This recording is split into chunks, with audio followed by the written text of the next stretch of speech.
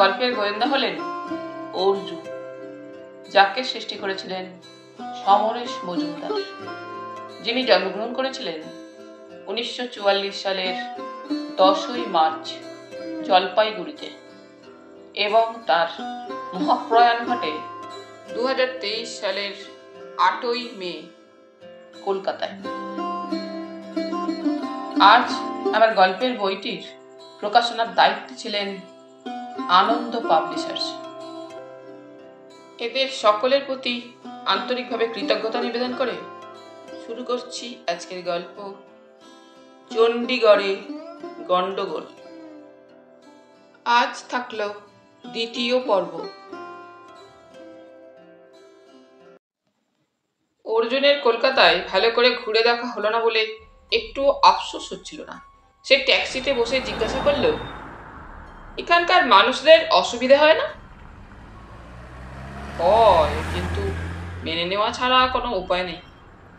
বিষ্ণু সাহেবের মুখ গম্ভীর। সকালে শিয়ালদায় পৌঁছে ওরা কাছাকাছি একটা হোটেলে উঠেছিল। সারাটা দিন সেখানে কাটিয়ে বিকেলে হাওড়ায় গিয়ে ট্রেন ধরার সিদ্ধান্ত নেওয়া হয়েছিল। হোটেলে উঠে পরিষ্কার হয়ে বিষ্ণু সাহেবকে টিকিটের ব্যবস্থা করতে বলে অমলদা বেরিয়ে গিয়েছিলেন। বলে গিয়েছিলেন দুপুরে খাবেন না, বিকেলের আগেই ফিরে আসবেন। আর তারপর থেকে বিষ্ণু সাহেবের মুখ গম্ভীর। কলকাতায় তার অনেকদিন আসা যাওয়া নেই। বদলে যাওয়া শহরটার সঙ্গে ঠিক তাল রাখতে পারছেন না। সকালে হোটেলের ম্যানেজারের কাছে শুনেছেন, মাসখানেক আগে না কাটলে কলকাতার কোনো ট্রেনের টিকিট পাওয়া যায় না। দিল্লির ট্রেনে তো আরো ভিড়। বিষ্ণু সাহেব আশা করেছিলেন অমলদা এই টিকিট কাটার ব্যাপারে উদ্যোগ নেবেন। তা না করে তিনি কাজ আছে বলে বেরিয়ে গেলেন হোটেল ছেড়ে। এইতে অর্জুনেরও ভালো লাগেনি। কলকাতায় তো আসার কথাই ছিল না, তাহলে হঠাৎ অমলদার এত জরুরি কাজ পড়ে গেল কি করে? 11টা নাগাদ বিষ্ণু সাহেব ওকে নিয়ে বেরিয়েছিলেন। ফার্স্ট ক্লাসের টিকিট কোথায় বিক্রি হয় জেনে নিয়ে হোটেলের বাইরে আসতেই একটা খালি ট্যাক্সি পেয়ে গিয়েছিলেন। গন্তব্যস্থান বলতে বাঙালি ট্যাক্সি ড্রাইভার বলল 2 টাকা লাগবে। বিষ্ণু সাহেব অবাক হলেন। সে কি, এখানে 2 টাকায় ট্যাক্সি পাওয়া যায়? দেখো হয়ে অর্জুন, কলকাতা এখনো মধ্যবিত্তের স্বর্গ। ট্যাক্সি ড্রাইভার মুচকি হেসে বলল, দাদু কি শহরে নতুন? মিটারে যা উঠবে তার উপর 2 টাকা এক্সট্রা দিতে হবে, উঠুন। ট্যাক্সিতে ওঠার পর অর্জুনের মনে হলো, এই যে 2 টাকা বাড়তি নিচ্ছে লোকটা, তা বেআইনি। এবং বিষ্ণু সাহেব যে রাজি হয়ে গেলেন সেটাও অন্যায়। সেই হাত কাটা ছেলেটা যে অন্যায় করেছে, এটা তারই রকম ফের মাত্র। এই সময় ট্যাক্সিটা একটা চৌমাথায় দাঁড়িয়ে গেল। অর্জুন মুখ বাড়িয়ে দেখল তাদের সামনে একটা ট্রাম দাঁড়িয়ে, ওপাশে সার সার গাড়ি। মুহূর্তেই পেছনের গাড়ি জমে গেল। দূর থেকে চিৎকার ভেসে এলো। ড্রাইভার দরজা খুলে রাস্তায় নেমে বিড়ি ধরাতে বিষ্ণু সাহেব ব্যস্ত গলায় বললেন, কি হলো ভাই, আমাদের হাতে সময় নেই, দিল্লির ট্রেন ধরতে হবে যে। উপায় নেই, ফুক করে খানিকটা ধোঁয়া ছেড়ে ড্রাইভার জানালো, মিছিল যাচ্ছে। মিছিল? কিসের মিছিল? মিছিল বলে গাড়ি যাবে না? দাদু, আপনি তো নতুন, এই শহরটার হালচাল দুদিনেই জেনে যাবেন। বিষ্ণু সাহেব হতাশ হয়ে এপাশ ওপাশ তাকাচ্ছে। অর্জুন দেখল রাস্তাটায় ক্রমশ গাড়ির জট পাকাচ্ছে। ফুটপাত দিয়ে অজস্র মানুষ হাঁটছে। কলকাতার মানুষ খুব কষ্ট করে থাকে। প্রথম দেখায় অর্জুনের এইরকম মনে হয়। এখানে শীত মোটেই নেই। গরম জামা কাপড় কিছু না চাপিয়ে বের হয়েছিল। বিষ্ণু সাহেব কিন্তু কোট ছাড়েননি। এখন ট্যাক্সির বদ্ধ হাওয়ায় রীতিমতো গরম লাগছে। চুপচাপ গাড়ির মধ্যে বসে রাস্তা দেখা ছাড়া কোনো উপায় নেই। গতরাত থেকে অমল সোমের ওপর একটা চাপা অভিমান জন্মেছে অর্জুনের। মধ্যরাতের ঘুমন্ত ট্রেনে অমলদা হাত কাটা ছেলেটির সঙ্গে কি কথা বললেন তা সে জানে না। প্রায় মিনিট 5 ওদের কথা হয়েছিল। অর্জুন নিজের বার্থে শুয়ে দেখেছিল ছেলেটি শেষ পর্যন্ত ঘাড় নেড়ে সম্মতির ভঙ্গিতে কিছু বলতেই অমলদা নিঃশব্দে ফিরে এসেছিলেন নিচের বার্থে। তখন হয়তো তার মনে হয়ে থাকতে পারে যে অর্জুন ঘুমোচ্ছে, কিন্তু আজ সকালে তো এক পাশে ডেকে বলতে পারতেন ঘটনাটা। তাছাড়া একজন ভালো সত্যসন্ধানী ট্রেনে ঘুমিয়ে কাদা হয়ে থাকবে, এটা অমলদা ভাবলেন কি করে? সকালে এমন ভাব করলেন যেন কিছুই হয়নি। কলকাতায় ঢোকার কিছু আগে একটা বেজায়গা ট্রেনটা থেমেছিল সিগন্যাল না পাওয়ায়, আর সেই সুযোগে ছেলেগুলো নেমে গিয়েছিল, এমনকি সেই হাত কাটা ছেলেটাও। অথচ সে বলেছিল দলের সঙ্গে নামবে না। দ্বিতীয় ঘটনাটা হলো আজ অমলদা হোটেল থেকে কাজ আছে বলে বেরিয়ে গেলেন। কোথায় গেলেন, কেন গেলেন তা গোপনেও তাকে বলতে পারতেন। অর্জুনের মনে হচ্ছিল সহকারী হিসাবে অমলদা তাকে মোটেই গুরুত্ব দিচ্ছেন না। এই মানুষটা কেন যে হঠাৎ হঠাৎ অন্যরকম হয়ে যান। প্রায় 1.5 ঘন্টা রাস্তায় আটকে থেকে ওরা ডালহৌসিতে পৌঁছালো। প্রথম শ্রেণীর টিকিট যেখানে বিক্রি হয় সেখানে ভিড় কম, বেশ ঝকঝকে বাড়ি, কাউন্টারগুলোও সুন্দর। বিষ্ণু সাহেব বললেন, চলো চটপট টিকিটটা কেটে ফেলি। দিল্লি কালকার টিকিট যে কাউন্টারে দেওয়া হয় তার সামনে জনাচারেক লোক দাঁড়িয়ে। বিষ্ণু সাহেব তাদের পেছনে দাঁড়ালে অর্জুন চারপাশে ঘুরে দেখতে লাগলো। ভারতবর্ষের সর্বত্র যাওয়ার জন্য এক একটা কাউন্টার খোলা আছে। ব্যাপারটা নিয়ে ভাবলে অন্যরকম অনুভূতি হয়। এই সময় দুজন শিষ্য সমেত একজন সন্ন্যাসী এসে দাঁড়ালেন। সন্ন্যাসীর বয়স হয়েছে, পরনে গেরুয়া পাঞ্জাবি, লুঙ্গি, কাঁধে গেরুয়া ঝোলা, গলায় মোটা মোটা রুদ্রাক্ষের মালা। শিষ্য দুটি এবার ছোটাছুটি করতে লাগলো টিকিটের জন্য। অর্জুন লক্ষ্য করলো সন্ন্যাসীর গায়ের রং কাঁচা সোনার মতো, মাথায় যে জটটা তা আদৌ নোংরা নয়, আর মুখখানা বেশ হাসি হাসি।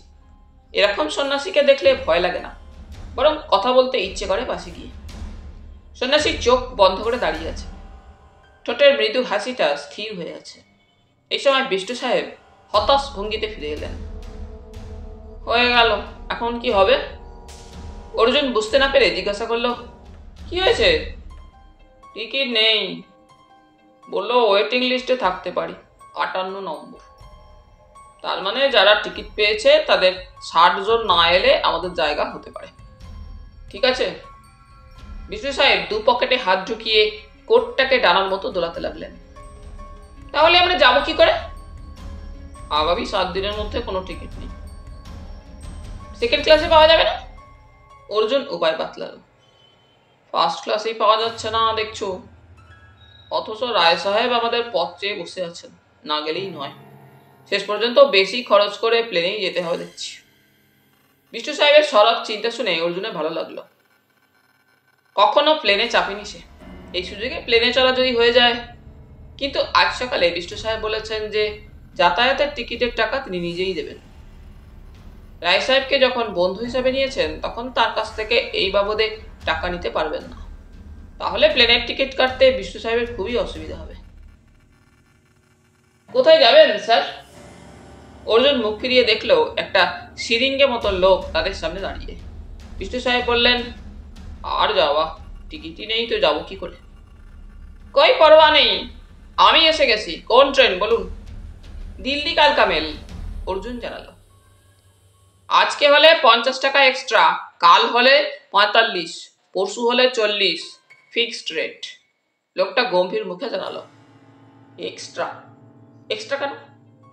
বিষ্ণু সাহেব হতভম্ব হয়ে গেলেন। আমাদের মজুরি দিয়ে থুয়ে বেশি থাকে না। তুমি টিকিট ব্ল্যাক করছো? ব্ল্যাকার, গেট আউট, আমি তোমাকে পুলিশে ধরিয়ে দেবো। হঠাৎ চিৎকার করে উঠলেন মিষ্টি সাহেব। লোকটা মোটেই ভয় পেল না। কি যাতা বলছেন? আমি আপনাদের উপকার করছি, আপনি আমাদের উপকার করবেন। বিষ্ণু সাহেব উত্তেজনায় কাঁপতে কাঁপতে সম্ভবত পুলিশের খোঁজে চারপাশে তাকাচ্ছিলেন। এমন সময় শিষ্য দুটি ছুটে এলো লোকটির কাছে।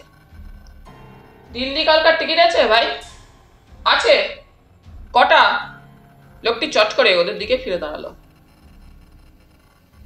একটা কালকার টিকিট, আমাদের গুরুদেব যাবেন আজকে, 60 টাকা এক্সট্রা। ঠিক আছে ঠিক আছে। এক শিষ্য পকেটে হাত দিল। বিষ্ণু সাহেব দ্রুত পা চালিয়ে লোকগুলোর কাছ থেকে সরে এলেন। অর্জুন তাকে অনুসরণ করল। কি করবেন তাহলে? যাই করি, অন্যায়ের সঙ্গে আপোষ করব না, ঠিক আছে? বিষ্ণু সাহেব বিরক্ত মুখে কথাটা বলে এপাশ ওপাশ তাকাতে থাকলেন, যেন একটা উপায় তিনি এই মুহূর্তে বের করবেন।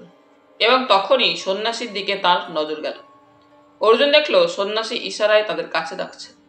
কিছু বলার আগেই বিষ্ণু সাহেব গুটি গুটি সন্ন্যাসীর সামনে গিয়ে হাত জোর করে দাঁড়ালেন। সন্ন্যাসীর ঠোঁটে হাসি, সেই ঠোঁট ঈষৎ ফাঁক হলো। উত্তেজনা অতি বদ জিনিস, ওটি পরিহার করো বৎস। বিষ্টু সাহেব কেমন মিইয়ে গেলেন সন্ন্যাসীর সামনে গিয়ে। বিড়বিড় করে বললেন, আমি অন্যায় সহ্য করতে পারি না বাবা। ঠিক ঠিক, তবে তারও তো একটা পথ আছে, তাকে ডাকো, দেখবে তিনি তোমার সব বোঝা বইবেন। যাচ্ছ কোথায়? চণ্ডীগড়। আমার এক বন্ধু খুব বিপদে পড়েছেন, তাকে বাঁচাতে। বিপদ থেকে বাঁচাবার তুমি কে হে? বড় অহংকারী মানুষ তুমি। যিনি পাঠিয়েছেন তিনিই বাঁচাবেন, বিপদটা কি? আমার ওই বন্ধুর মেয়েকে অ্যাবডাক্ট মানে চুরি করে নিয়ে গেছে কেউ, তাকে খুঁজে বের করতে যাচ্ছি আমরা। ওই যে ওর নাম অর্জুন, খুব ভালো গোয়েন্দা, বয়স অল্প হলে কি হবে, আর আছে ওর সিনিয়র, তিনি সব সমাধান করতে পারেন, মানে ঈশ্বরের আশীর্বাদ আছে ওর উপরে, তাই। গর্বিত ভঙ্গিতে বললেন বিষ্টু সাহেব। অর্জুন দেখলো সন্ন্যাসী তার দিকে তাকালেন। সে অন্যদিকে মুখ ফেরাতেই অমলদাকে দেখতে পেল। সেই মুহূর্তে অমল সোম ভেতরে ঢুকলেন। সে বলল, বিষ্টু সাহেব, অমলদা। বিষ্টু সাহেব ঘাড় ঘুরিয়ে সেদিকে তাকিয়ে চিৎকার করে উঠলেন, সোমবাবু, ও সোমবাবু। তারপর সেদিকেই ছুটে গেলেন অপেক্ষা না করে। সন্ন্যাসীকে অর্জুনের ভালো লাগেনি। উত্তেজিত হতে নিষেধ করছেন, অথচ ব্ল্যাকারদের কাছে টিকিট কাটতে পাঠিয়েছেন শিষ্যদের। সে অমলদার কাছে গিয়ে শুনল, বিষ্টু সাহেব ওকে সমস্যাটার কথা বলছেন। ব্ল্যাকে তিনি টিকিট কাটবেন না, অথচ আজই যাওয়া দরকার। সেকেন্ড ক্লাসের কাউন্টারে একবার খোঁজ নিলে কেমন হয়? যদিও কোনো চান্স নেই, তবু। অমলদা বললেন, আপনি কাউন্টার থেকে 3টি টিকিট কেটে ওয়েটিং লিস্টে নাম লিখিয়ে এখানে এসে দাঁড়ান, আমি ঘুরে আসছি। কথাটা শেষ করেই অমলদা গম্ভীর মুখে কাউন্টারগুলোর সামনে দিয়ে একটা ঘরে ঢুকে গেলেন। অর্জুন এই মুহূর্তে অমলদাকে বুঝতে পারছিল না। উনি একবারও বলেননি যে কাজ ছেড়ে রেলওয়ে টিকিট কাউন্টারে এসে ওদের সঙ্গে দেখা করবেন। তাছাড়া ট্যাক্সিটা যদি রাস্তায় না আটকে যেত, তাহলে তো টিকিট না পেয়ে এতক্ষণে ওদের হোটেলে ফিরে যাওয়ার কথা। একটা অভিমান বোধ জন্ম নিচ্ছিল অর্জুনের মনে। অমলদা এবার কোনো বিষয়েই ওর সঙ্গে আলোচনা তো দূরের কথা, ওকে কিছু জানানোরও প্রয়োজন মনে করছেন না। 3টে প্রথম শ্রেণীর টিকিট দিল্লি কালকায় হয়ে গেল। ভিআইপিদের জন্য কিছু টিকিট শেষ মুহূর্তের জন্য রাখা থাকে। অমলদার কোনো পরিচিত অফিসার তাতেই ব্যবস্থা করে দিলেন। বিষ্টু সাহেব বেজায় খুশি। বারবার তিনি অমলদাকে থ্যাংক ইউ বললেন। টিকিট কেটে ফেরার সময় অমলদা লালবাজারের সামনে নেমে গেলেন। বললেন, কিছু বন্ধু বান্ধব আছেন পুরানো আমলের, ওদের সঙ্গে দেখা করবেন। ট্যাক্সি থেকে নেমে বললেন, অর্জুন, খুব যদি দেরি হয়ে যায় তাহলে আমি সোজা স্টেশনে চলে যাব, তুমি আমার সুটকেসটা হোটেল থেকে নিয়ে যাও। বিষ্টু সাহেব জবাবে বললেন, ঠিক আছে। অর্জুনের খুব ইচ্ছে করছিল লালবাজারের ভেতর ঢুকতে। কলকাতা পুলিশের প্রধান কার্যালয় সম্পর্কে সে নানান গল্প শুনেছে। ঠিক তার সামনে থেকে না দেখে চলে যেতে ইচ্ছে করছিল না, কিন্তু ততক্ষণে ট্যাক্সি চলতে শুরু করেছে এবং বিষ্টু সাহেব জিজ্ঞেস করছেন, সোমবাবু, তোমার দাদাটির কি হয়েছে বলো তো? সব সময় আমাদের কাছ থেকে দূরে সরে থাকছেন। অর্জুন মুখ ফেরালো। বিষ্টু সাহেবের কাছে সে নিজের অভিমানের কথা জানতে চায় না। হেসে বলল, কাজটা আছে বোধহয়, আজ রাত থেকে তো একসঙ্গেই থাকবো। তাই ভেবেছ? মোটেই নয়। তার মানে 3টে টিকিট, তোমার আমার একই কুপেতে, ওরটা অন্য একটাই। সে কি? অর্জুন অবাক হলো। টিকিট আছে বিষ্টু সাহেবের কাছে। ওয়েটিং লিস্টে নাম লিখিয়ে টিকিট কিনে এনে উনি অমলদার হাতে দিয়েছিলেন। অমলদার পরিচিত অফিসার সেগুলো কনফার্ম করে দিয়েছেন।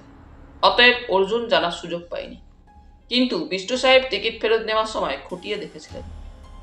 হয়তো এক ঘরে 3টে বার্থ পাওয়া যায়নি, কিন্তু উনি এমন ব্যস্ত হয়ে কাজ করছেন যে সীতার ব্যাপারটা নিয়ে যে একটু আলোচনা করব তার সময় পাচ্ছি না। ঠিক আছে, তুমি কিছু ভেবেছো? বিষ্টু সাহেব ট্যাক্সির মধ্যেই সরে এলেন। অর্জুন মাথা নাড়ল, না। তারপর মুখে বলল, ওখানে গিয়ে রায় সাহেবের মুখে সমস্ত ঘটনাটা না শুনে কিছু ভাবাটা ঠিক হবে কি? ঠিক হবে না। আসলে গোয়েন্দাদের খুব মাথা ঠান্ডা রাখতে হয়, উত্তেজিত হওয়া নিষেধ। গোয়েন্দা বলবেন না, সত্য সন্ধানী বলুন। ওহ ও হ্যাঁ হ্যাঁ, সত্য সন্ধান। কলকাতার কিছুই দেখা হলো না। এক টিকিটের ব্যবস্থা করতেই দিনের অনেকটা সময় গেল।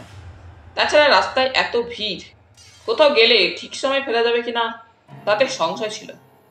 সন্ধে হওয়া মাত্র হোটেলের বিল চুকিয়ে বিষ্টু সাহেবের সঙ্গে অর্জুন হাওড়া স্টেশনে চলে এল। অমলদা টেলিফোনে ম্যানেজারকে জানিয়ে দিয়েছিলেন যে তিনি সরাসরি স্টেশনে চলে যাবেন। অর্জুনরা যেন তার জন্য অপেক্ষা না করে। হাওড়া স্টেশনের সামনে ট্যাক্সির ভিড়, প্রচুর আলো, প্ল্যাটফর্মের বাইরে বিশাল জায়গা দেখে অর্জুন চমৎকৃত হল।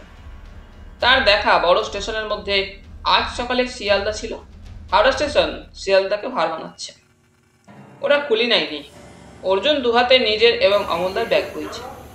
দিল্লি কালকার পাশ দিয়ে হাঁটতে হাঁটতে বিষ্টু সাহেব প্রথম শ্রেণীর কামরা খুঁজে চলেছেন। বিশাল ট্রেনের মাঝামাঝি একটা প্রথম শ্রেণীর কামরায় দরজার গায়ে সাঁটা লিস্টে নিজেদের নাম দেখে তিনি উজ্জ্বল চোখে বললেন, ঠিক আছে। আর সেই সময় অর্জুনের নজরে পড়ল একটি জানালার ধারে সন্ন্যাসী বসে আছেন। তার চোখ দুটি বন্ধ, ঠোঁটে হাসি। আলো পড়ায় তার মুখের চামড়া প্রচন্ড ফর্সা লাগছে। জানালার নিচে সেই শিষ্য দুটি মুখ তুলে প্ল্যাটফর্মে দাঁড়িয়ে তারা গুরুদেবের কাছে যেন খুব জরুরি কথা নিবেদন করে যাচ্ছে। এর মধ্যে বিষ্ণু সাহেব কামরার মধ্যে ঢুকে গেছেন। জিনিসপত্র রেখে দরজায় দাঁড়িয়ে ডাকলেন, এসো হে তৃতীয় পাণ্ডব, ফার্স্ট ক্লাস কুপে। তুমি নিচে নেবে না ওপরে? ঠিক তখনই শিষ্য দুটি তাকে দেখতে পেল। দেখা মাত্র ওদের চোখ অন্যরকম হয়ে গেল। একজন তক্ষুনি গুরুদেবকে চাপা গলায় কিছু বলল। অর্জুন লক্ষ্য করল ওদের মুখে পরিবর্তন হলেও গুরুদেবের কিছুই হলো না। তিনি তেমনি প্রসন্ন মুখে চোখ বন্ধ করে হাসতে লাগলেন। মনের মধ্যে একটা অস্বস্তি নিয়ে অর্জুন কুপেতে চলে গেল। লোক দুটোর মুখের চেহারা পাল্টে গেল। কেন? ওরা কি এই ট্রেনে গুরুদেবের সঙ্গে কালকাতা যাচ্ছে?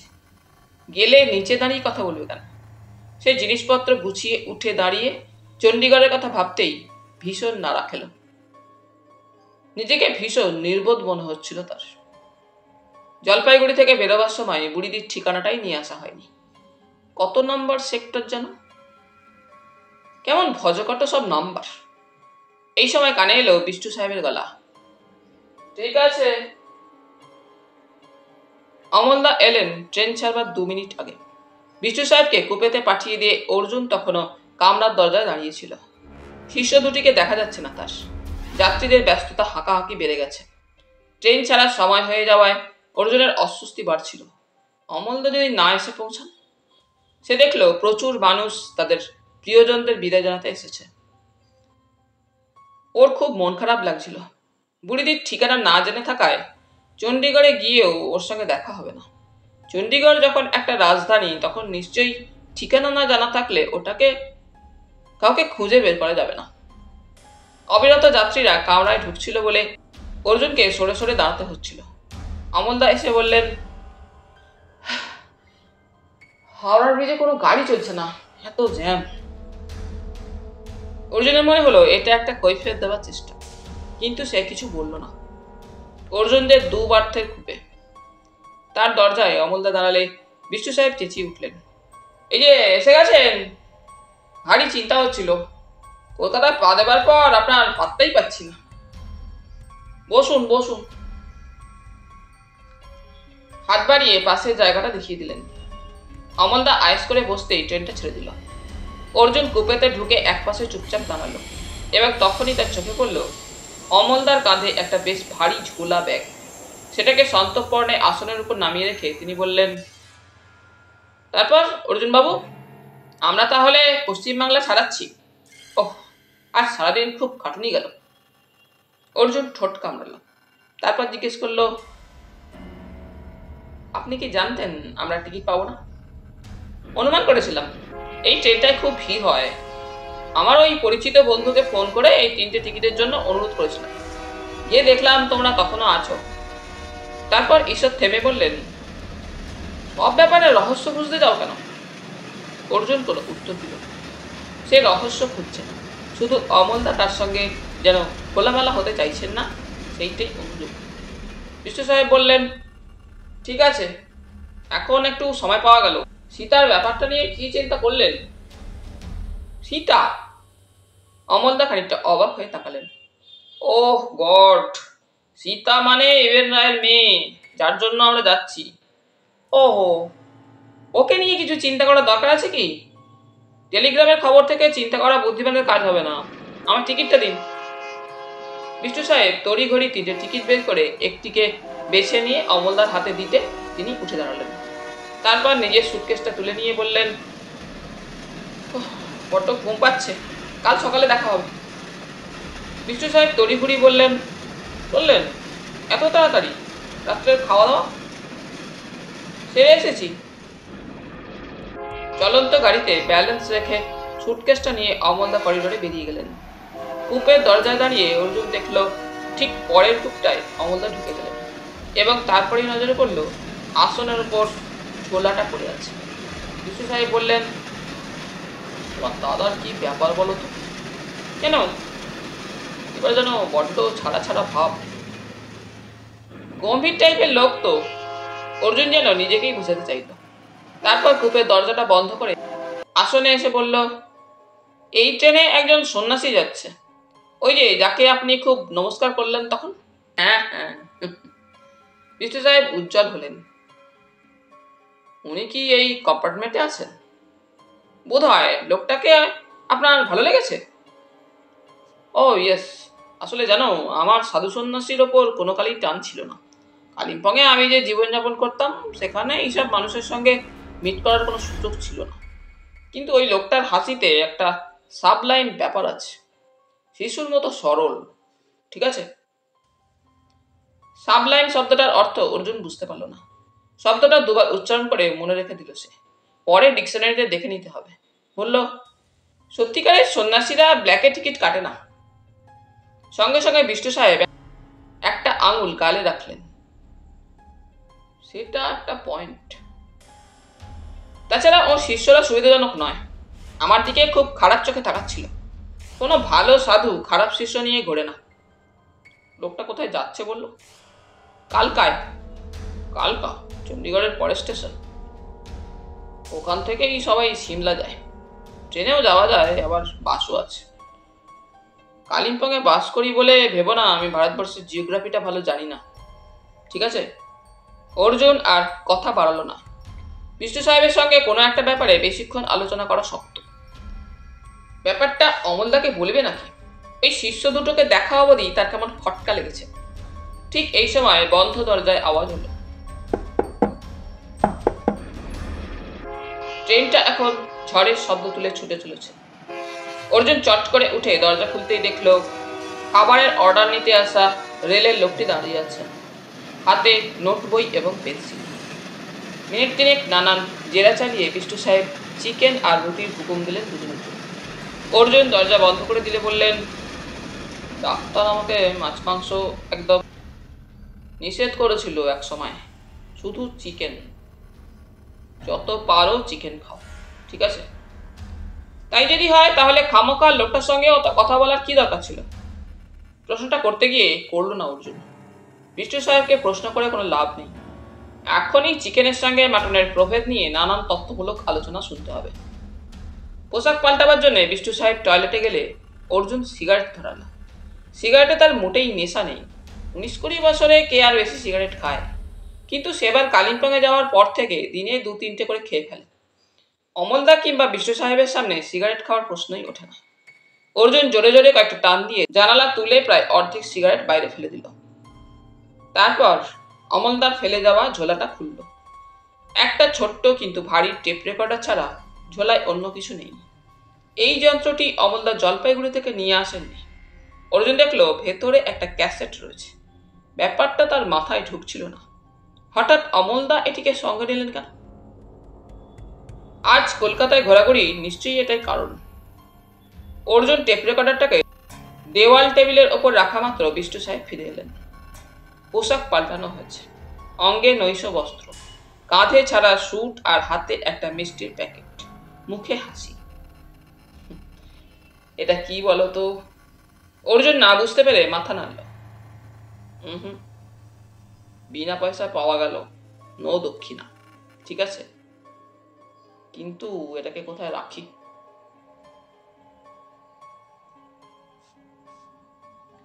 প্যাকেটটা নিয়ে হঠাৎ গম্ভীর হয়ে ইতিউতি তাকাতে লাগলেন উনি। কি আছে ওতে? প্রসাদ। প্রসাদ? অর্জুন হাঁ হয়ে গেল। ট্রেনের কামরায় আপনাকে এই প্রসাদ দিল কে? সন্ন্যাসী। যে সে জায়গায় রাখতে পারি না, প্রসাদ বলে কথা। সন্ন্যাসী আপনাকে প্রসাদ দিল? অর্জুন বিশ্বাস করতে পারছিল না। হ্যাঁ, আমি টয়লেট থেকে বেরোচ্ছি আর উনি ঢুকছেন। মুখোমুখি দেখা। কি সুন্দর ধূপের গন্ধ শরীরে। মিষ্টি হেসে কাঁধের ঝোলা থেকে এই প্যাকেটটা বের করে আমায় দিলেন।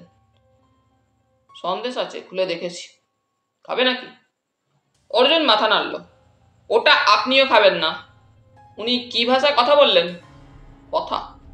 না না, নো টক। সম্ভবত মৌনী না কি বলে যেন, তাই।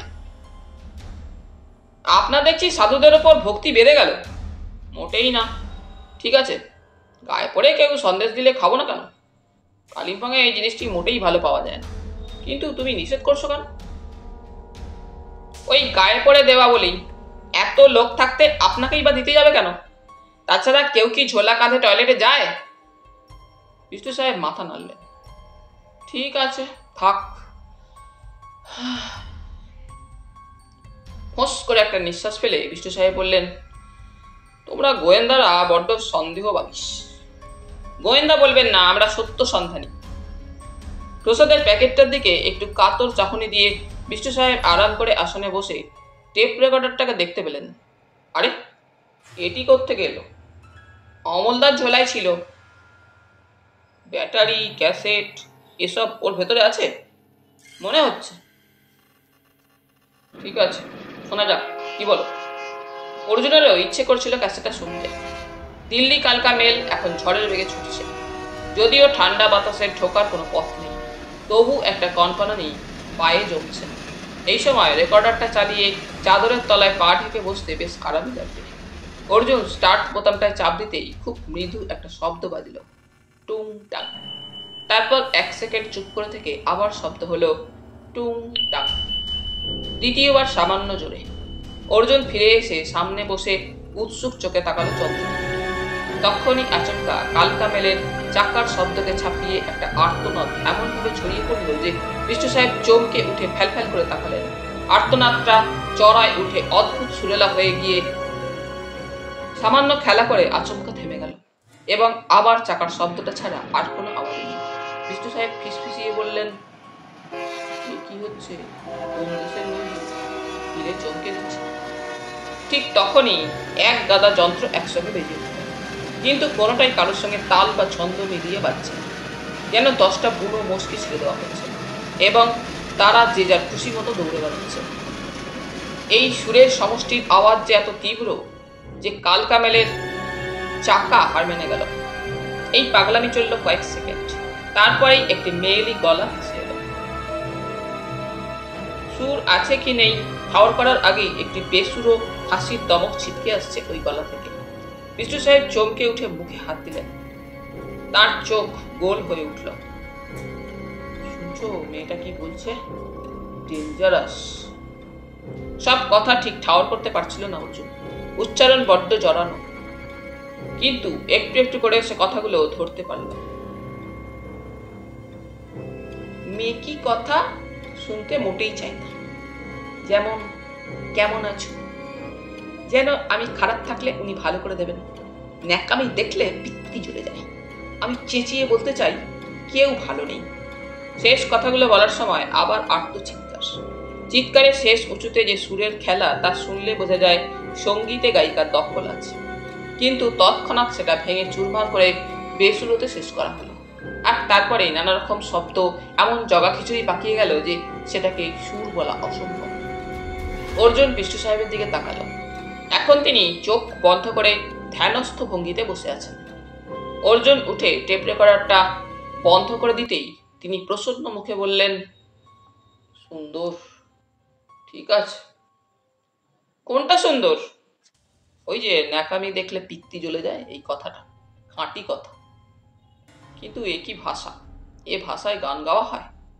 কালিম্পংয়ে থেকে এসবের কোনো খবর আমি পেতাম না। এই অর্জুন, নিজেকে ভীষণ ব্যাকডেটেড মনে হচ্ছে। হঠাৎ অর্জুনের চোখের সামনে অমলদার কাছ থেকে নিয়ে পড়া পাঙ্ক নামক বইটার মলাট ভেসে উঠল। কি মারাত্মক দৃষ্টি ছিল মেয়েটার, যেন পৃথিবীর সব কিছুকে ভেঙে চুরমার করে দিতে চায়। রায় সাহেবের মেয়ে সীতাকে প্রথম যখন সে কালিম্পংয়ে দেখেছিল, তখন ওই ছবির চেহারার সঙ্গে তেমন মিল খুঁজে না পেলেও শেষ দিন তো অবিকল একরকম দেখিয়েছিল। পাঙ্করা আলাদা থাকতে চায়। আমেরিকায় বিভিন্ন ফুটপাতে তারা নিজেদের আলাদা সংস্কৃতি গড়ে তুলতে চায়। পুরানো সংস্কার বা সংস্কৃতিকে তারা তোয়াক্কা করে না। এই গান এই পাঙ্কদের নয় তো? অর্জুন মাথা নাড়ল অবশ্যই। না হলে অমলদা সারাদিন গা ঢাকা দিয়ে এই ক্যাসেট নিয়ে ফিরবেন কেন? তাহলে কলকাতায় পাঙ্কদের ক্যাসেট এসে গিয়েছে। অর্জুন এবার বুঝতে পারল তাদের শুনতে দেবার জন্যই অমলদা এই ঝোলাটা এখানে ফেলে গিয়েছে।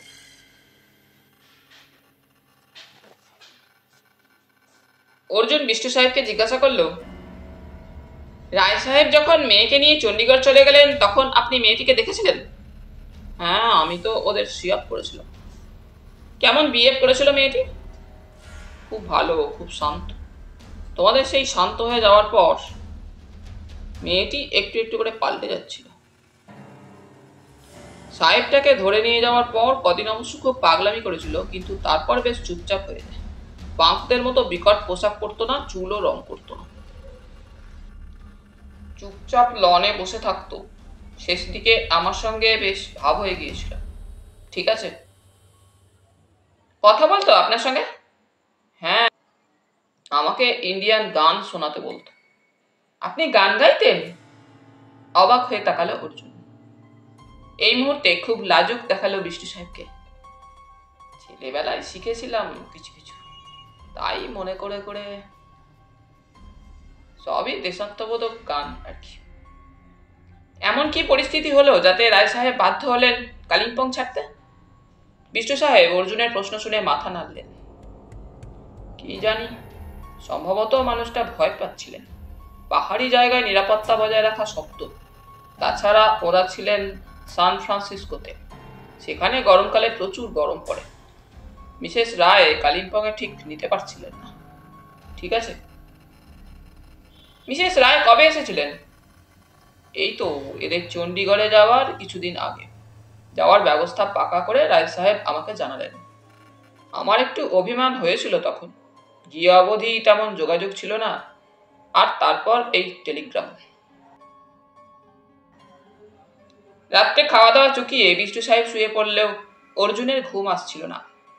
ওর কেবলই সাধুর মুখ মনে পড়ছিল। অমলদাকে সচেতন করা দরকার। সাধুটা কি উদ্দেশ্যে প্রসাদ পাঠালো? সে বাঙ্ক থেকে নেমে দরজাটা ভেজিয়ে করিডোরে দাঁড়ালো। বেশ জোরে ছুটছে গাড়ি। ব্যালেন্স রেখে হেঁটে এসে পরের কিউবিকলের দরজায় টোকা দিল। তারপর চাপ দিতেই দরজা খুলে গেল। অর্জুন ডাকলো, অমলদা। বড় আলোটা নেভানো। নীল আলোয় দেখা যাচ্ছে যাত্রীরা ঘুমাচ্ছে।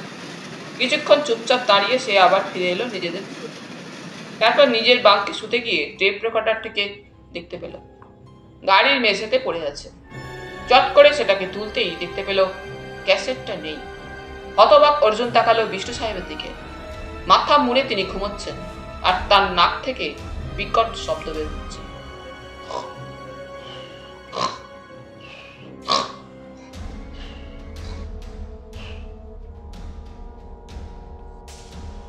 সমস্ত শরীরেই তীব্র কনকনানি, যেন হাড়ের গায়ে কেউ টোকা মারছে। অর্জুন লাফিয়ে উঠে বসল। দিল্লি ছাড়ার পর যে ঘুমটা এসেছিল তা এখন উধাও। কামরার মধ্যে স্যাঁতস্যাঁতে ঠান্ডা জমাট হয়ে রয়েছে। এত শীতে কেউ ঘুমোতে পারে না। কম্বলটাকে এখন ভীষণ পাতলা বলে মনে হচ্ছে। নীল আলোয় অর্জুন দেখল বিষ্ণু সাহেব শরীরটাকে ছোট্ট করে শুয়ে আছেন। আর তখনই খেয়াল হলো ট্রেনটা চলছে না। কোথাও কোনো শব্দ নেই। একটু হাঁটাচলা করলে আরাম হতে পারে। অর্জুন বাট থেকে নামতেই বিষ্ণু সাহেবের গলা পেল। কম্বলের তলায় মুখ রেখে কথা বললেন, কিন্তু দাঁতে দাঁত ঠুকে যাওয়ার শব্দ হলো। এমন শীত কালিম্পংয়েও পড়ে না। অতি অভদ্র। চলে কোথায়? হাঁটবো। কথাটা বলে অর্জুন দরজা খুলে করিডোরে গেল। জোরে হাঁটলেই শীত কমতে বাধ্য। গত সন্ধ্যায় দিল্লিতে ঠান্ডাটা এমন ছিল না। প্ল্যাটফর্মে পা দেওয়া মাত্র সমস্ত ইতিহাস বইটা চোখের সামনে চলে এসেছিল, কিন্তু অত অল্প সময়ে প্ল্যাটফর্মের বাইরে যাওয়ার কোনো মানেই হয় না। তাছাড়া সেই ক্যাসেট হারানো নিয়ে মনটা খারাপ হয়েছিল। কেউ যে ওটাকে রেকর্ডার থেকে বের করে নিয়ে যাবে ভাবতেই পারেনি সে। খবরটা শুনে অমলদা হেসেছিলেন। তারপর বিষ্ণু সাহেবকে জিজ্ঞেস করেছিলেন, গান কেমন লাগলো? গান? ক্যাসেটে যে গানটা ছিল শোনেননি? ওটা কি পাঙ্কদের গান? হ্যাঁ, আমার এক বাউন্ডুলে বন্ধু আছেন কলকাতায়, ওর কাছে পৃথিবীর প্রায় সব রকম গানের কালেকশন রয়েছে। মজার ব্যাপার, ওর বাড়িতে গত পরশু চোর এসেছিল। পাঙ্কদের গানের ক্যাসেটটা তেমন শ্রাব্য নয় বলে ওর একে রেখে দিয়েছিল। শ্রীমান তস্কর ক্যাসেট অ্যালবাম হাতড়ে কিছু না পেয়ে ওগুলোকে মেঝেতে ছড়িয়ে কেটে পড়েছিলেন। বন্ধুটি অবাক, তার বাড়িতে এই প্রথম চোর ঢুকলো। অর্জুন জিজ্ঞেস করলো, ওর কাছে যে পাঙ্কদের গানের ক্যাসেট আছে তার চোর জানলো কি করে? মানে কলকাতা শহরে এত মানুষ। কলকাতায় কিছু মানুষ আছেন যারা উদ্ভট নেশার জন্য বিখ্যাত। কয়েন কালেক্টর হিসাবে যাদের নাম প্রথমে আসবে তাদের মধ্যে একজন বিখ্যাত অভিনেতা আছে। কিউরিও ভ্যালু আছে, এমন জিনিস জওয়ান ঠাকুর পরিবারের একজন।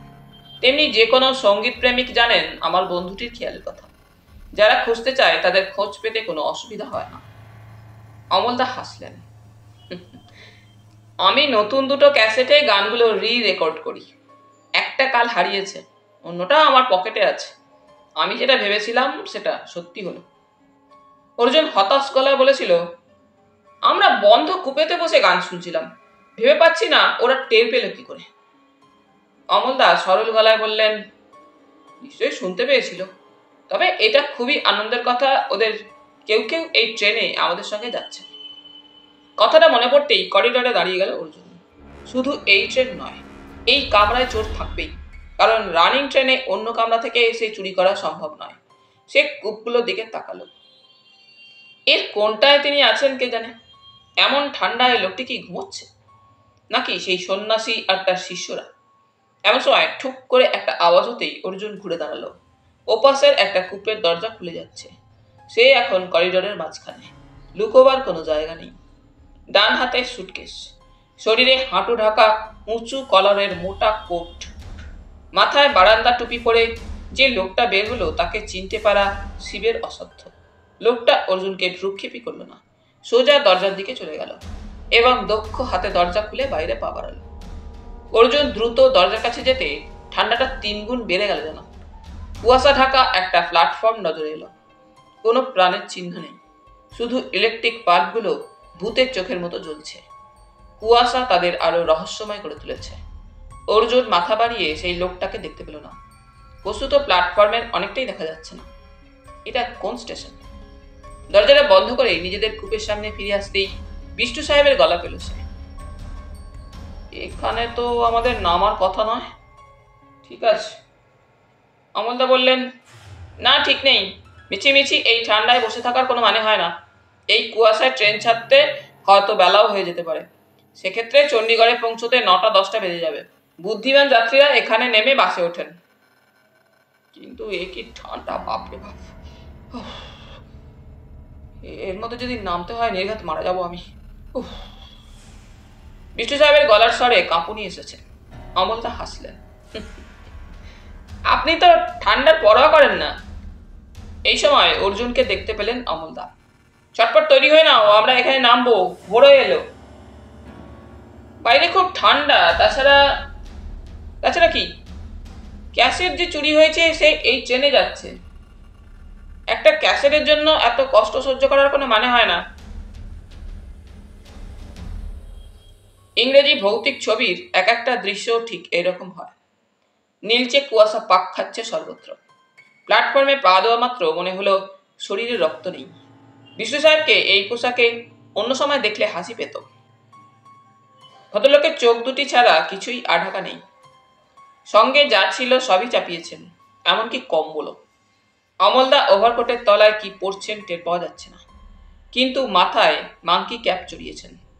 অর্জুন দুটো সোয়েটার পরেছিল, তার উপরে একটা শাল, তাইতেই মাথা চাপা দিয়েছে। কিন্তু ঠান্ডা আসছে প্যান্টের নিচে। হাঁটু দুটো কনকন করছে। স্টেশনটার নাম আম্বালা। এই তল্লাটে সবচেয়ে বড় জংশন, অথচ এখন একটা হকার পর্যন্ত দেখা যাচ্ছে না। বিষ্ণু সাহেব কিছু কথা বলতে গিয়ে থেমে গেলেন। শুধু দাঁতের বাজনা শোনা গেল। অর্জুন মুখ ফিরিয়ে দেখল দিল্লি কালকামেল একটা মৃত অজগরের মতো প্ল্যাটফর্মের ধারে পড়ে আছে। তার প্রায় প্রতিটি দরজা জানালা বন্ধ। মানুষের অস্তিত্ব টের পাওয়া যাচ্ছে না। গেটে হাত বাড়িয়ে টিকিট নেওয়ার মতো কেউ নেই। বিষ্ণু সাহেবের গলায় আক্ষেপ শোনা গেল। অর্জুন জিজ্ঞেস করলো, কি হলো? টিকিট ফেরত না দিতে পারলে খুব খারাপ লাগে। তোমার দাদার মতলবটা কি বলতো? মেরে ফেলবে নাকি? হাঁটতে শুরু করার পর থেকেই অর্জুনের ঠান্ডাটা সামান্য কমেছিল। অমলদাকে দেখে কি হচ্ছে বোঝার উপায় নেই। বেশিক্ষণ ব্যাগ ডান হাতে রাখায় ওটা যখন অসাড় হচ্ছে, তখন অমলদার ব্যতিক্রম হওয়ার কোনো কারণ নেই। স্টেশনের বাইরে খোলা আকাশের নিচে আসতেই ধোঁয়াটে আকাশ দেখা গেল। টুপটাপ শিশির ঝরছে। আম্বালা পাঞ্জাবে। অর্জুনের মনে বেশ আনন্দ হলো। ছেলেবেলা থেকে এই 5 নদীর দেশের কত গল্প শুনেছে। পাঞ্জাবের কত বীর, কত আত্মত্যাগ ইতিহাসের কথাই পড়েছে সে। আর আজ এই পাঞ্জাবের মাটিতে পা দিয়েছে ভোর রাত্রে। কিন্তু ঘন কুয়াশায় বেশি দূর দৃষ্টি যায় না। তবু যেটুকু দেখা যাচ্ছে তাতে স্পষ্ট যে কলকাতা, জলপাইগুড়ি আর আম্বালার মাটি এবং প্রকৃতির মধ্যে প্রচুর মিল আছে। মনে হচ্ছে না অচেনা একটা দেশে এলাম। এবার কিছু আলো দেখা গেল এবং অনেকগুলো জানলা বন্ধ বাস। ওই ঠান্ডায় কয়েকটা গলা জানা ওদের দেখেই চিৎকার করে উঠল, বিভিন্ন জায়গার নাম ধরে। জলপাইগুড়ির বাস টার্মিনাসে ঠিক এমনটা হয়। তবে এখানকার নামগুলো খুব ইন্টারেস্টিং।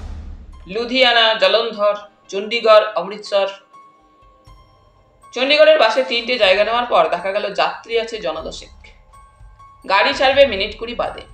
যাত্রীরা সবাই এমন ঢেকে ঢুকে বসে আছে যে কারো চেহারা বোঝা যাচ্ছে না। গাড়ির ভেতরে একটা মৃদু আলো জ্বলছে। প্রথম কথা বললেন বিষ্ণু সাহেব। যত অদ্ভুতুরে কাণ্ড। অদ্ভুতুরে নয়, বেশ ট্রেনে শুয়ে চলে যেতাম, তা না এই বরফের মধ্যে ট্রেনে হিচড়ে নামানো হলো। 3 ঘন্টা আগে গিয়ে কি রাজ্য লাভ হবে। ঠিক আছে। বাসের সিটে গুটিয়ে বসে একটু উত্তাপ সন্ধান করছিলেন বিষ্ণু সাহেব। অমলদা দাঁড়িয়েছিলেন। ট্রেনে তো শুয়ে থাকতেন, নতুন জায়গায় এসেছেন, বাসের জানালা খুলে প্রকৃতি না দেখলে চলে? চা খাবেন? নো। অর্জুন মাথা নেড়ে অর্জুন অমলদার অনুগামী হলো।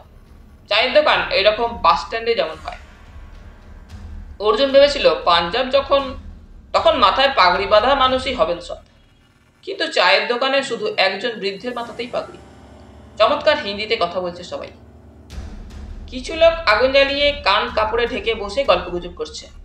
2টো চায়ের নির্দেশ দেওয়া মাত্র অর্জুন সতর্ক হলো। সেই লোকটা খানিক আগে এসে দেখেছে তাদের কামরা থেকে নেমে যেতে মুখ টুপিতে আড়াল করে। এখনো লোকটার মুখ দেখা যাচ্ছে না। ওর হাতে চায়ের গ্লাস। স্টেশনের দিকে মুখ করে গ্লাসে চুমুক দিচ্ছে। অমলদা পকেট থেকে সিগারেটের প্যাকেট বের করে এপাশ ওপাশ তাকালেন। তারপর স্থির পায়ে এগিয়ে গেলেন লোকটির দিকে। অর্জুন শুনল অমলদা বললেন, হাই। লোকটি চট করে ফিরল। তবু ওর চিবুক এবং ঠোঁটের অংশ ছাড়া কিছুই দেখা যাচ্ছে না। কিন্তু একটা অস্পষ্ট শব্দ শোনা গেল, হাই। দেশলাই আছে? লোকটি উত্তরে কাঁধ নাচালো, যার অর্থ না। অমলদা উদাস গলায় বললেন, এবার শীতটা জব্বর পড়েছে, তাই না? লোকটি আবার কাঁধ নাচালো। তারপর শূন্য গ্লাস দোকানের টেবিলে রেখে যখন বেরিয়ে গেল, তখন দেখা গেল একটা 1 টাকার নোট তার পাশে পড়ে রয়েছে। চা এসে গিয়েছিল। অমলদা গ্লাস হাতে নিয়ে বললেন, আমেরিকানরা সচরাচর মিশুকে হয়। লোকটার বোধ হয় মন খুব খারাপ। আমেরিকান? গরম গ্লাস ভর্তি চা হাতে নিয়ে চমকালো অর্জুন। বুঝতে পারোনি? না। পোশাকের আদল, দাঁড়াবা ধরন আর চা খাওয়ার ভঙ্গিতেও স্পষ্ট বোঝা যায় লোকটা ভারতীয় নয়। আমি যখন হাই করলাম টেনে টেনে ও চটপট জবাব দিল হাই বলে। এই সম্ভাষণ মার্কিনরাই করে। ইংরেজ কিংবা অন্য জাত যারা ইংরেজি শিখছে ইংরেজদের কাছ থেকে, তারা হ্যালো বলবে। আমেরিকানদের একটা সচেতন চেষ্টা থাকে ইংরেজদের থেকে আলাদা হওয়ার। চায়ে চুমুক দিতে দিতে কথাগুলো বললেন অমলদা। লোকটার কাছে সত্যি কি দেশলাই ছিল না? হতে পারে। শুনেছি আমেরিকার অধিকাংশ মানুষ সিগারেট বর্জন করেছে। হয়তো এও সেই রকম। তবে এত যে মাদক দ্রব্য খায় ওরা, ওরা মানে কারা? কিছু বেয়াদব ছেলে মেয়ে। পুরো জাতটা যদি তাই খেত তাহলে পৃথিবীর 1 নম্বর শক্তি হতো না। লোকটাকে আবার সন্দেহ হচ্ছে অমলদা। কি মনে হচ্ছে? আমরা যাদের জন্য এসেছি এ তাদের একজন নয় তো? সন্দেহ করার কি কি কারণ আছে? ও আমাদের সঙ্গে একই ট্রেনে এসেছে, ট্রেন ছেড়ে আম্বালায় নেমেছে, ভালো করে কথার জবাব দিচ্ছে না, তার উপর আমেরিকান। অর্জুন ভেবে ভেবে বলল, হয়তো ওর ব্যাগে ক্যাসেটটা পাওয়া যেতে পারে। অমলদা চায়ের দাম মিটিয়ে দিয়ে বললেন, তোমার সন্দেহভাজনের লিস্টে সেই সন্ন্যাসী এবং তার 2 শিষ্যও আছে বলে জানতাম, তাই না? অর্জুন অস্বস্তি নিয়ে তাকালো। এই আমেরিকানটির সঙ্গে ওই সাধুটিকে জড়াবার মতো কোনো ঘটনার কথা তার জানা নেই। তাছাড়া ওই সাধু বাবা আম্বালায় নামেননি, হয়তো এখনো ট্রেনের কামরায় ঘুমোচ্ছেন।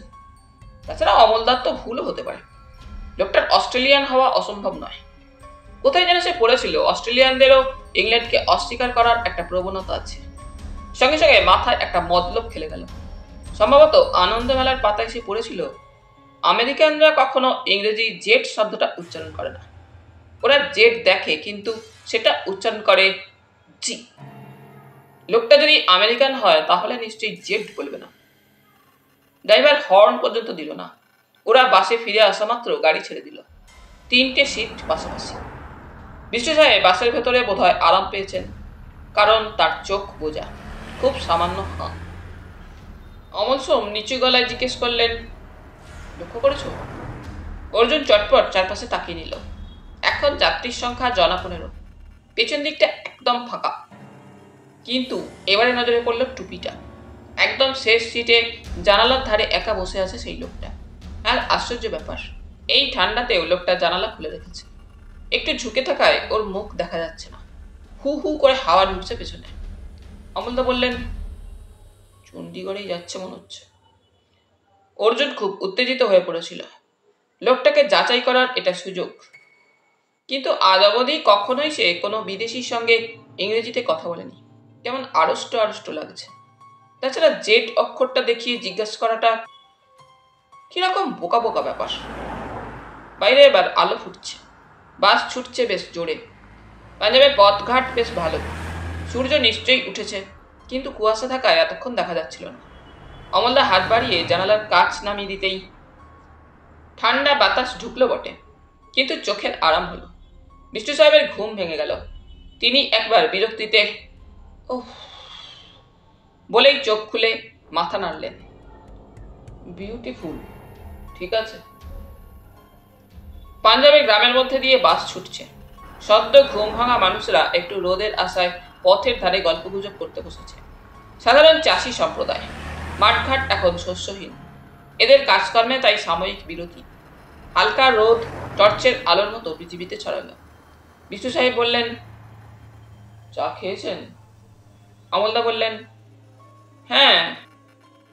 আমি খেলাম না। কেন? চায়ের চেয়ে ঘুমটাকে বেটার বলে মনে করলাম। তাহলে জিজ্ঞেস করছেন কেন? এবার চা খেতে ইচ্ছে করছে। কথা বলার ভঙ্গিতে অর্জুন হেসে ফেলল। বাইরের দিকে তাকিয়ে বিষ্ণু সাহেব বললেন, ভারতবর্ষ সত্যি সুন্দর জায়গা। এখানে ক্রিমিনাল থাকতে পারে বলে মনে হয়। এই পাঞ্জাবে। পাঞ্জাবটা ভারতবর্ষের বাইরে নয়। অমলদার কথা শেষ হওয়া মাত্র পেছন থেকে চিৎকার। ওরা চমকে পেছনে ফিরে তাকাতেই কন্ডাক্টরের ভীত মুখ দেখতে পেল।